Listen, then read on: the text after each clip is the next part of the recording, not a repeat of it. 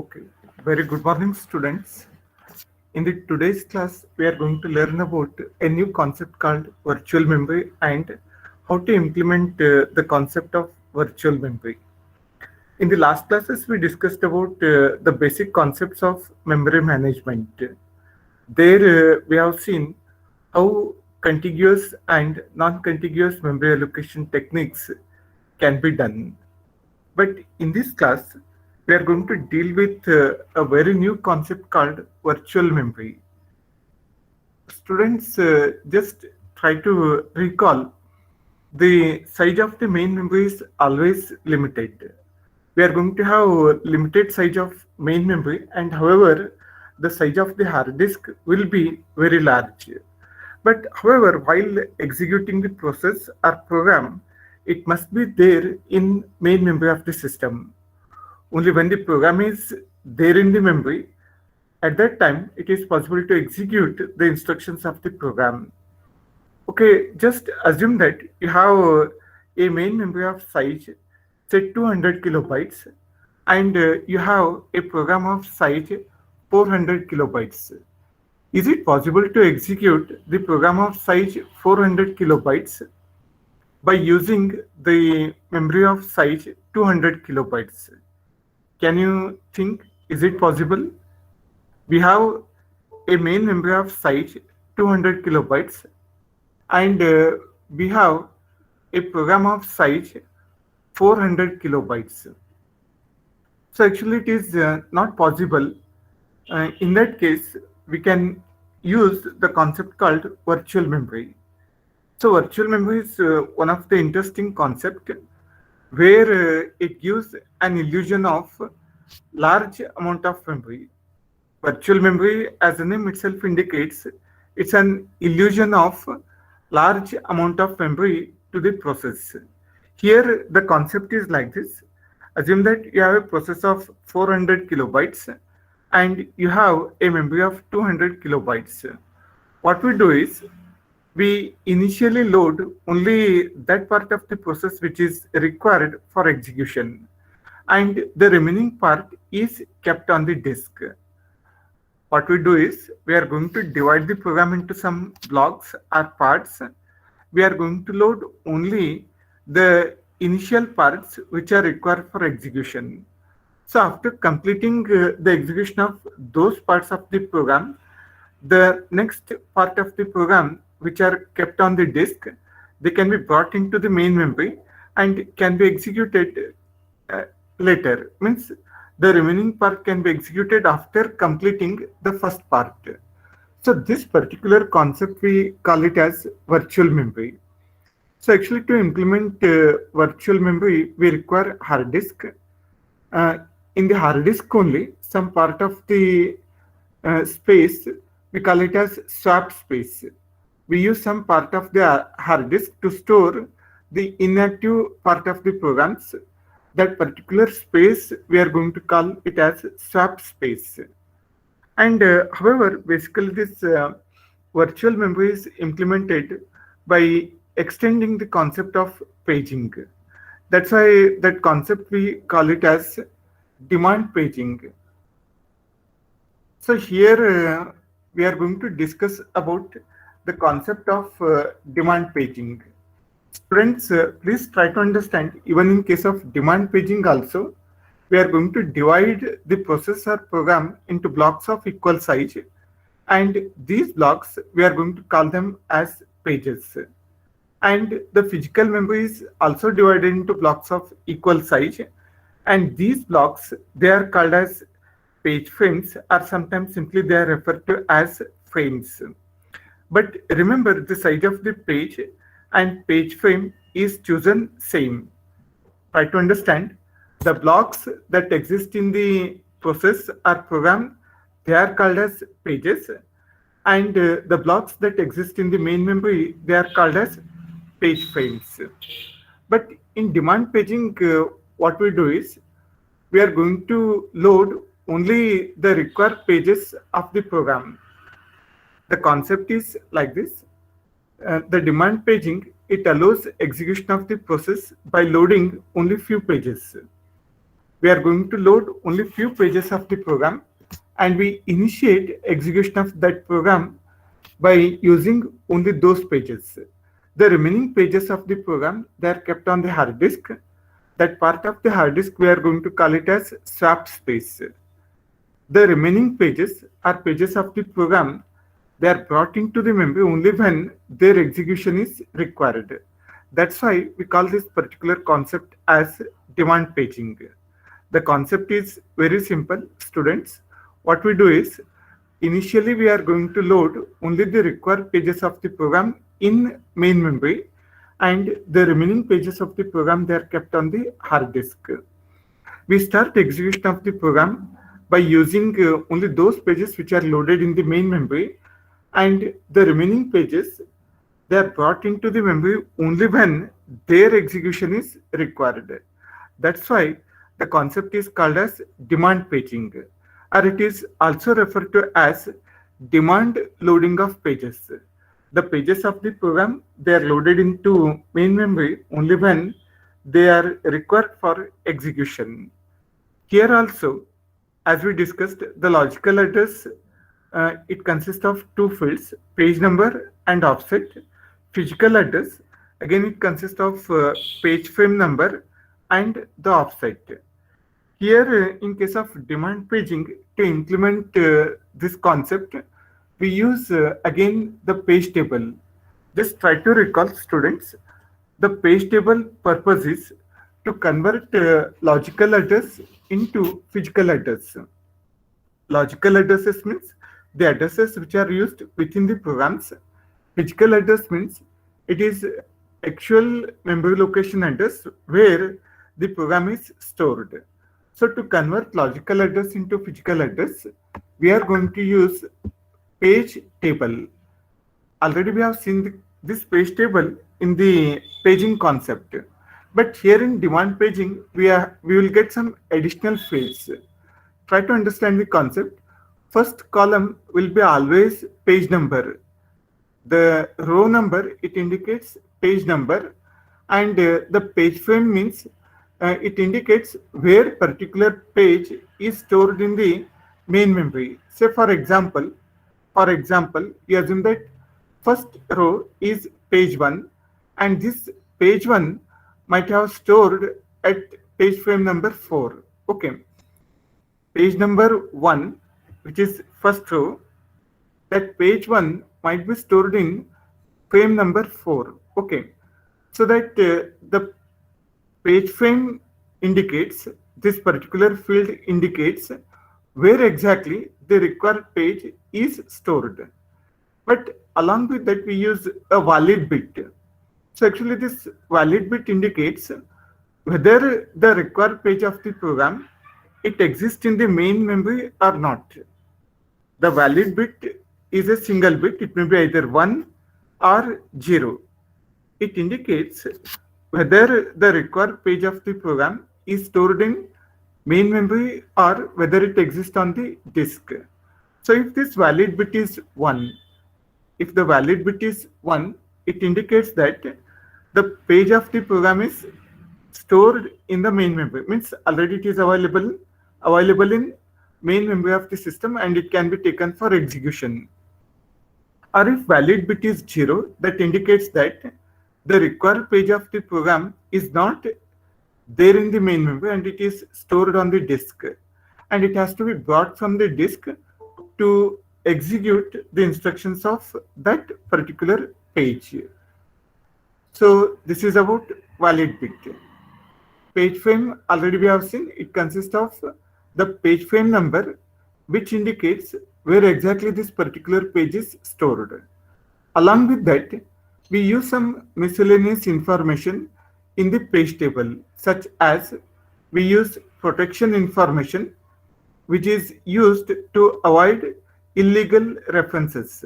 It may contain information such as the starting address of the page, ending address of the page, and so on. So mainly the purpose of this protection information is to avoid illegal access of the pages. Then it contains reference information. So actually this reference information indicates how exactly the pages of the programs have been referred. Like what is the order of pages which are used for execution. That kind of information is maintained in the reference information field. Then we use modified field. So again, this modified field is a single bit which indicates whether the page is modified during its execution or whether it is not modified. So actually this modified bit, it is also referred to as dirty bit.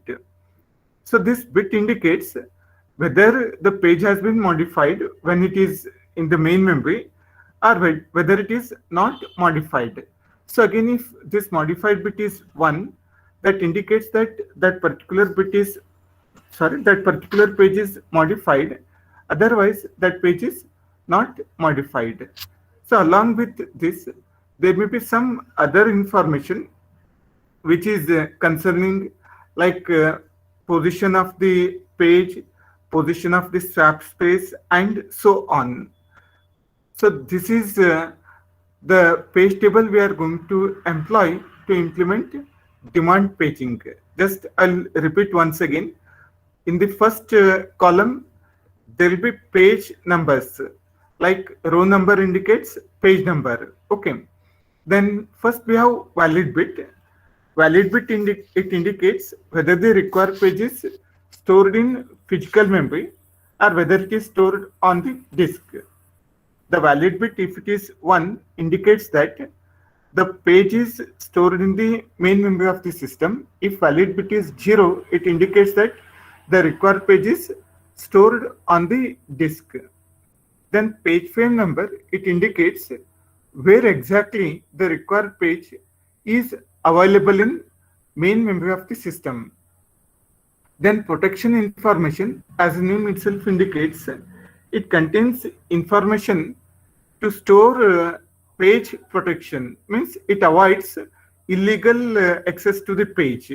It may contain information such as the starting address of the page, ending address of the page, and so on. And reference information, it contains information about how the pages of the programs been referred. How exactly the program is going to refer the pages, the order of the pages, how they are used for execution of the program. And the modified bit, it indicates whether the page is modified after when it is loaded in the memory or whether it remain unmodified. This particular bit, we also call it as dirty bit.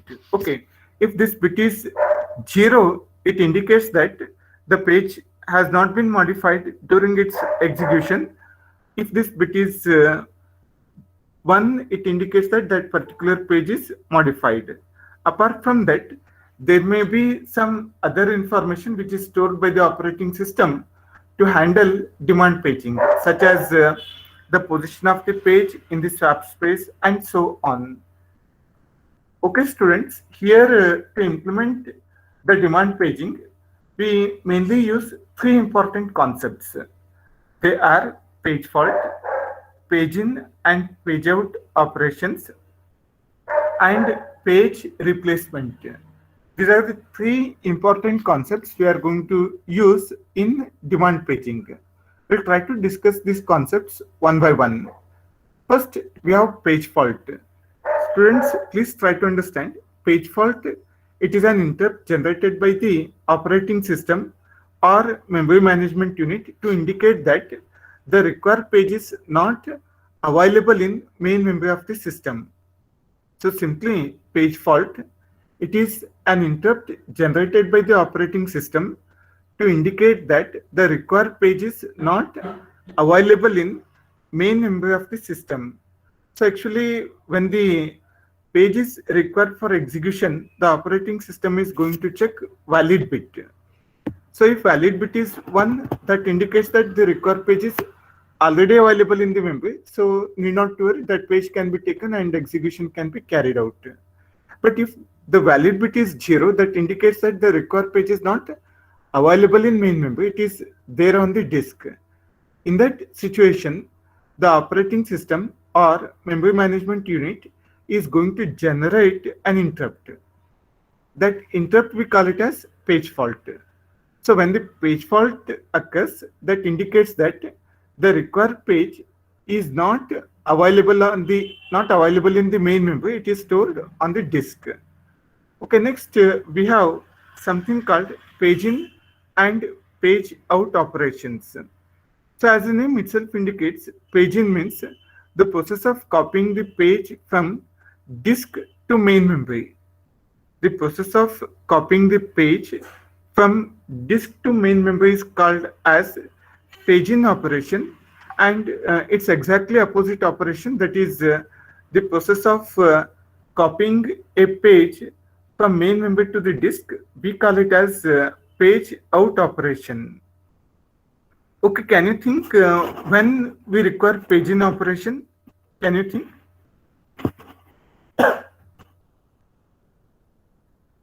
When a required page for execution is not available in the main memory, that time the operating system is going to copy the page from disk to main memory. That operation we call it as page in operation. Okay, can you think what is page out? Anyone? Or when this operation is required? Copying main memory to disk, sir. Yes, page out means it is copying or transferring the page from main memory to the disk. Okay, can you think when we require page out operation? Okay, students, I'll tell you an example. You assume that you have a program of 10 pages. You have a program of 10 pages, and these pages, they are numbered as 1, 2, 3, 4, like that up to 10. Then assume that for that program, you have allocated 3 page frames. Page frames means the blocks that exist in the main memory of the system. You have allocated 3 page frames, say frame number 1, 2, and 3. So initially, what you do is, you'll start execution of the program. Assume that you require first page. You'll be loading first page. You'll execute. When the second page is required, that second page is stored in the second page frame. When the third page is required, you can also load that third page in the page frame 3. But when the fourth page is required, you won't get space for that fourth page. I hope you are understanding the concept. You have 3 page frames, but you have a program of 10 pages. You can load how many pages of the program? At the maximum, you can load 3 pages of the program in the main memory. But when the fourth page is required, what you have to do? You have to replace one of the page which is available in the page frames with the required page. You have loaded 3 pages already in the page frames. Now you have to replace one of the page with the new page which is required for execution. During this time, out of page number 1, 2, 3 which exist in the page frames, one of the page will be removed and it will be copied to the disk. And in that place, a new page from the disk is copied into the page frame. This operation we call it as page replacement. But during page replacement, what we do is, one of the page that exists in the page frames, it is copied to the disk. That operation we call it as page out. When all the page frames which are allocated to the program are full, and when a new page is required, one of the page has to be sent to the disk. That operation we call it as page out. And in that place, we are going to bring the new page which is required for execution. That operation we call it as page replacement. So more precisely, the page replacement can be explained like this. When the allocated page frames are exhausted, one of the page is removed from the memory and is replaced by the required page. This operation we call it as page fault. Students, these are the 3 important concepts we use in demand paging. Okay, now simply I will repeat the concept of demand paging. This is one of the important concept in the exam. You may expect this question for 10 marks. Okay.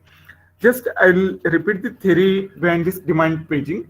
So demand paging, it is a concept that allows execution of the process by loading only few pages which are required. The remaining pages, they are kept on the disk, and these pages, they are brought into the memory only when they are demanded, only when their execution is needed. Those pages, they are brought into the memory. Hence, we call this particular concept as demand paging. So even in demand paging also, we are going to divide the process into blocks of equal size called pages, and the physical memory is also divided into blocks of equal size called as page frames. Remember, the size of the page will be same as that of page frame. And again, the logical address, it consists of two fields as we discussed in paging, that is page number and the offset. Physical address also consists of two fields, frame number and the offset. But here, to implement page demand paging, we modify or we add some additional fields to the page table. So in the page table, first we'll be having page number, then valid bit. What is this valid bit? Anyone? What does it indicates? Valid bit may be either 1 or 0. So if valid bit is 1, indicates that the required page is existing in the main memory. If it is 0, that indicates that the required page is not available in main memory. Then page frame, it contains the number of the page frame occupied by the page. It indicates which particular page has occupied the page frame. The next, the protection information. So it is used to avoid illegal access to the page. It may contain some information such as beginning address and end address of the page, so as to avoid illegal reference to the page. Then reference information. This field, it contains the information about how the pages of the program are being referred. The order of accessing of the pages can be stored in reference information. And modified field, it indicates whether the page has been modified during its execution or whether it has remained same. This field is also called as dirty bit. If bit is 1, indicates the page has been modified. Otherwise, it indicates that the page is not modified. And including this, there may be some other useful information such as the page location in the swap space, its position, and so on. And demand paging, mainly it can be explained by three concepts. They are page fault, page in, page out operations, and page replacement. So page fault, it is an interrupt generated by the operating system to indicate that the required page is not available in main memory of the system. So when the page is required for the process, always the memory management unit or operating system is going to check the valid bit. So if valid bit is 0, that indicates that the required page is not available in the main memory. In that case, the operating system generates an interrupt called page fault. It indicates that the required page is not available in main memory of the system. So when page fault is generated, the required page is copied from disk to main memory. That operation, we call it as page in. Page in operation means the process of bringing the required page from disk to main memory of the system. Page out operation means it is exactly opposite, copying a page from main memory to the disk. Then we have page replacement. So actually, when all the allocated page frames, they are exhausted, means when all the page frames are occupied by the pages of the program, and in that case, if a new page is required, one of the existing page has to be removed and it has to be replaced with the required page. This concept, we call it as page replacement. Okay. Okay, students, now we'll go to the diagram, how this demand paging is implemented. Just go through this diagram, try to understand the concepts. Okay, here we have physical memory. Just look at the diagram. Here we have physical memory. Sorry, actually here, this is the memory, or we can say something like logical memory, right? And here we have ATU, which stands for Memory Management Unit, that is Address Translation Unit, we can say even. And this is the page table we have, which is used for converting logical address into physical address. And here we have virtual memory handler. So actually this virtual memory handler is something like the software or part of the operating system which implements demand paging. And here we have hard disk, and some part of the hard disk is used to store for swapping of the pages. That particular space we call it as swap space. Okay, students, now we'll go through the concept how it works out. So you assume that an address like 3682 is generated by the CPU. Address 3682 is generated. In this address, assume that 3 indicates page number, 682 is like offset. What we do is, we check whether this page number 3 exists in the page, whether it exists in the main memory or not. What we do is, we first check whether this page number 3, whether it is available in main memory or not. How to check is, you have to check the valid bit. So in the page table, this field, it is valid bit, and this is the page number. Page number 3, we check whether it exists or not. Okay, what is the valid bit for page 3? Just, is it visible? It is 0, right? It indicates that the required page 3 is not available. What will happen now? Now the page fault is generated. And the operating system will come to know that the required page is not available. So in that case, the required page is now loaded into main memory of the system. It is loaded into one of the page frame, and the page table is updated. Here in the page frame number, the operating system will note down the frame number where this page 3 is loaded, and then the execution is carried out.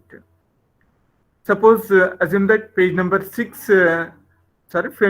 is available.